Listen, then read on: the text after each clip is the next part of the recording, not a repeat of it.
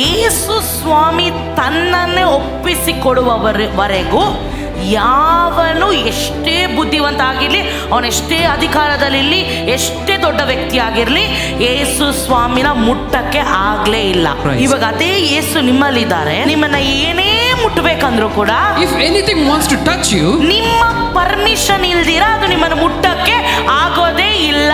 they cannot touch you unless and until you give the permission to them to touch. Even though that was the plan of the Father, ಅದು ತಂದೆಯ ಯೋಜನೆಯಲ್ಲಿ ಇದ್ದರೂ ಸಹ, ಯಾವಾಗ ಯೇಸು ತನ್ನ ಸಮಯ ಬಂದು ತನ್ನನ್ನೇ ಬಿಟ್ಕೊಟ್ರು, till that Jesus Christ reached his time and he submitted himself, ಯಾವನು ಅವ್ರನ್ನ ಮುಟ್ಟಕ್ಕೆ ಆಗ್ಲಿಲ್ಲ.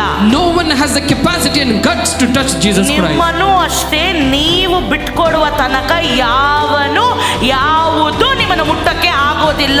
Even in the same case, till you give permission, till you give yourself to them, no one can touch you.